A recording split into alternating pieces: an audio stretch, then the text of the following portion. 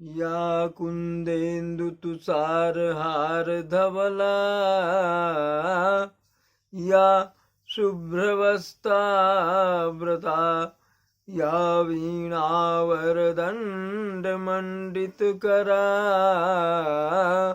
या श्वेतपद्मासना या ब्रह्माच्युत शंकर प्रभृतिर्देवैः सदा वन्दिता सा मां पातु देवी सरस्वती निःशेष जाड्या अपहा। बड़ों को प्रणाम, छोटों को स्नेह और आशीष। मैं हूँ राजेश त्रिपाठी। स्वागत है आपका मेरे चैनल धर्म दर्पण में। आज हम धर्म दर्पण के अपने जो मेरा जो टाइटल है उसके अंतर्गत आज हम आपको एक कथा सुनाने जा रहे हैं। वो कथा है महाभारत से जुड़ी हुई। उससे पहले एक आग्रह कर लें कि आप मेरे वीडियो को लाइक और शेयर करें। कृपया मेरे चैनल को सब्सक्राइब कर लें। फिर बता दे रहे हैं, सब्सक्राइब करने के लिए किसी भी वीडियो के नीचे लाल रंग से अंग्रेजी में सब्सक्राइब लिखा है, उसे क्लिक कीजिए। आपसे लॉगिन मांगेगा जीमेल की, तो वो कर लीजिए और सब्सक्राइब हो गया। बस इतना करिए। उद्देश्य यही है कि धर्म की ये कथाएं, रामायण की ये कथा जो हम कहते हैं इसके अपने इस चैनल के अंतर्गत, वो दूर दूर तक जाए। आपको आज महाभारत से जुड़ी एक ये कथा सुनाते हैं। कथा ये है, इसका शीर्षक हमने रखा है कि कृष्ण ने महाभारत युद्ध के लिए कुरुक्षेत्र को ही क्यों चुना। कुरुक्षेत्र ही क्यों चुना गया कि यहाँ पर ही ये युद्ध, ये महान युद्ध, ये बड़ा युद्ध होगा जिसमें लाखों लोग बलिदान हुए। तो इस कथा को आपको हम बताते हैं कि आखिरकार क्या कारण था कि कुरुक्षेत्र को ही कृष्ण ने इस युद्ध के लिए चुना। समय गवाह है कि कृष्ण ने पांडवों कौरवों के बीच के तनाव को कम करने के लिए भरसक प्रयत्न किया था। यहाँ तक कि वो स्वयं दूत बनकर समझाने भी गए थे। लेकिन हुआ क्या, दुर्योधन ने उनका भी अपमान कर दिया और साफ कह दिया कि मैं सुई के नोक के बराबर भी भूमि जो है अपने भाइयों को नहीं दूंगा। इसके बाद क्या हुआ, जब युद्ध अवश्यंभावी हो गया कि युद्ध तो अब होगा ही, तो फिर इतने बड़े युद्ध के लिए एक बड़े मैदान का भी चयन करना था। कृष्ण ने ही इसके लिए कुरुक्षेत्र को चुनने का सुझाव दिया। अब प्रश्न ये उठता है, कुरुक्षेत्र ही क्यों, आखिर कुरुक्षेत्र को ही युद्ध के लिए क्यों चुना गया। इस क्यों का जवाब हम देंगे, लेकिन पहले महाभारत युद्ध की पृष्ठभूमि में आते हैं कि क्यों पड़ी इसकी नींव, कहाँ से पड़ी और क्यों महाभारत का युद्ध आवश्यक हो गया। जिस दिन द्रौपदी ने दुर्योधन का अंधे का पुत्र अंधा कहकर अपमान किया था, महाभारत युद्ध की नींव उसी दिन पड़ गई थी। अब उस घटना पर आते हैं कि द्रौपदी ने कैसे दुर्योधन का अपमान किया। चौसर का खेल हारने के बाद जब शकुनी दुर्योधन के पास आते हैं तो दुर्योधन अपने मामा की खूब खिल्ली उड़ाता है हार जाने के लिए, क्योंकि वो इस बात से अनजान है कि शकुनी मामा चौसर जानबूझकर हारे हैं। शकुनी ने दुर्योधन की बातों का बुरा न मानते हुए उसे राजगृह की सैर करने का आदेश दिया, जो वहां बनाया गया था नया अद्भुत ढंग का। दुर्योधन को राजगृह की जो शोभा थी वो बहुत अच्छी लगी और उसको ईर्ष्या भी होने लगी कि इतना अच्छा इन लोगों के पास है, पांडवों के पास।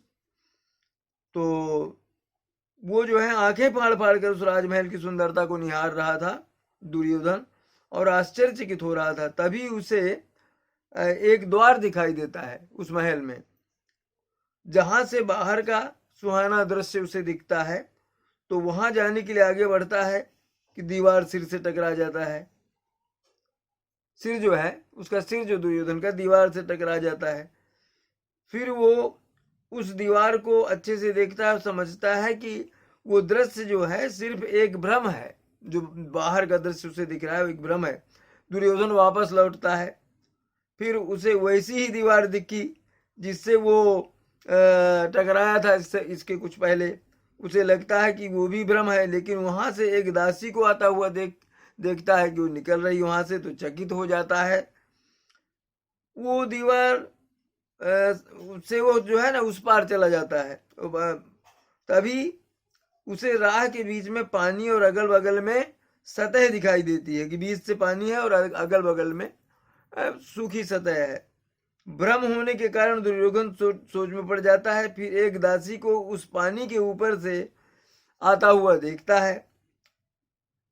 ऐसे ही आगे राह में अग्नि का कुंड दिखता है, लेकिन वो भी एक भ्रम होता है। माया महल की ऐसी बनावट देखकर दुर्योधन बहुत खुश होता है और आगे बढ़ने लगता है कि तभी वहां एक दासी आकर उसे सावधान करती है, क्योंकि आगे पानी से भरा कुंड है। लेकिन भ्रम होने के कारण दुर्योधन को वो पानी का भरा कुंड भी सतह की तरह दिखाई देता है और वो आगे बढ़ जाता है। जैसे ही वो कदम सतह पर रखता है, वो सीधा पानी के ऊपर गिर जाता है और देखते ही द्रौपदी जो है सामने खड़ी है, वो खूब हंसती है और उसके मुंह से निकल जाता है, अंधे का पुत्र अंधा। बस यही बात जो है दुर्योधन को चुभ जाती है और यहीं से, इसी वाक्य से और इस घटना से दुर्योधन इसकी पृष्ठभूमि जो है वो तैयार हो गई महाभारत युद्ध की। यह सुनकर दुर्योधन क्रोध की अग्नि से जल उठता है। उसके बाद से उसका सिर्फ एक ही लक्ष्य होता है कि द्रौपदी से अपने अपमान का उसे हर हाल में बदला लेना है। जब भी दुर्योधन महायुद्ध का अभ्यास करता है तो उसे द्रौपदी की हंसी ही सुनाई पड़ती है और वो क्रोध में सबको मारने लगता है। ये मल्ल युद्ध, महायुद्ध नहीं, मल्ल युद्ध मतलब वो कुश्ती जो होती है, उसका जब अभ्यास करता है तो द्रौपदी का जो ताना है वो उसे याद आ जाता है और वो अपने साथी कुछ जो पहलवान है उनको मारने लगता है। इसी वक्त जब ये सब हो रहा है मल्ल युद्ध में, तो वहां कर्ण आ जाता है और उसे अपने क्रोध पर संयम रखने के लिए कहता है दुर्योधन को। फिर कर्ण दुर्योधन से उसके कारण पूछता है कि भाई तुम्हारे क्रोध का कारण क्या है। तब दुर्योधन उसे बताता है कि वो अपमान का घूंट उससे सहा नहीं जा रहा। कौन सा? जो द्रौपदी ने किया, अंधे का पुत्र अंधा, और उसका अपमान किया है द्रौपदी ने, ये कर्ण से बताता है दुर्योधन। तभी वहां शकुनी आ जाता है, जो दुर्योधन का मामा, और युधिष्ठिर के राजसूय यज्ञ संपन्न होने की खुशी में हस्तिनापुर में समारोह करने का सुझाव देता है कि दुर्योधन उस समारोह में आए तो चौसर के खेल के सभी अपमान का बदला भी ले सकेंगे। और शकुनी दुर्योधन को वचन देता है कि उस चौसर के खेल में वो युधिष्ठिर को जरूर हरा देगा, शकुनी कहता है। इसलिए सबसे पहले इस समारोह के लिए दुर्योधन को धृतराष्ट्र को मनाना होगा। दुर्योधन के पिताजी वो मानेंगे तभी ये समारोह होगा, राजा हैं वो। दूत कीड़ा का ये चौसर के खेल में जब पांडव अपनी पत्नी द्रौपदी को हार गए, उसके बाद महाभारत का युद्ध कुरुक्षेत्र में लड़ा गया। कुरुक्षेत्र में युद्ध लड़े जाने का फैसला भगवान श्री कृष्ण का था, लेकिन उन्होंने कुरुक्षेत्र को ही महाभारत युद्ध के लिए क्यों चुना, इसकी कहानी कुछ इस प्रकार है। जब महाभारत युद्ध होने का निश्चय हो गया कि भाई युद्ध अब टलेगा नहीं, युद्ध तो अब होगा ही, तो उसके लिए मैदान की खोज शुरू हुई। श्री कृष्ण जी बढ़ी हुई असुरता, माने असुरता बढ़ रही, असुर भाव बढ़ रहा है, ये दुर्योधन वगैरह जो थे उनमें, उससे ग्रसित व्यक्तियों को, जैसे दुर्योधन आदि जैसे थे, इस युद्ध के द्वारा नष्ट कराना चाहते थे कि ये खत्म हो जाए, ये लोग तो कम से कम शुद्ध प्रकृति वाले लोग रह जाएंगे। पर भय यह था कि ये भाई भाइयों का कैसा युद्ध था, ये भाई से भाई का, गुरु से शिष्य का, संबंधी कुटुंबियों का युद्ध था पूरा। तो एक दूसरे को मरते देखकर कहीं संधि न कर बैठे ये लोग। इसलिए ऐसी भूमि युद्ध के लिए चुननी चाहिए जहां क्रोध और द्वेष के संस्कार पर्याप्त मात्रा में हों। उन्होंने अनेक दूत अनेक दिशाओं में भेजे कि वहां की घटनाओं का वर्णन आकर उनको सुनाया जाए। एक दूत ने सुनाया आकर के, वहां जो देखा कि अमुक जगह उसका नाम लिया। बड़े भाई ने छोटे भाई को खेत की मेड़ में से बहते हुए वर्षा के पानी को रोकने के लिए कहा। बड़े भाई ने छोटे से कहा कि भाई ये रोको, ये पानी बह रहा है मेड़ से, बाहर जा रहा है खेत से। पर उसने स्पष्ट इनकार कर दिया और उलाहना देते हुए वो कहा कि तू ही बंद कर दे, तू ही क्यों नहीं बंद कराते हो, मैं क्या तेरा कोई गुलाम हूं। इस पर बड़ा भाई आग बबूला हो गया। उसने छोटे भाई को छुरे से गोद डाला और उसकी लाश को पैर पकड़कर घसीटता हुआ उस मेड़ के पास ले गया और जहां से पानी निकल रहा था वहां उस लाश को पैर से कुचल कर दबाते हुए लगा दिया, मिट्टी की तरह उसको लगा दिया जहां से पानी भर रहा था। छोटे भाई की लाश को खुद हत्या कर दी उसने।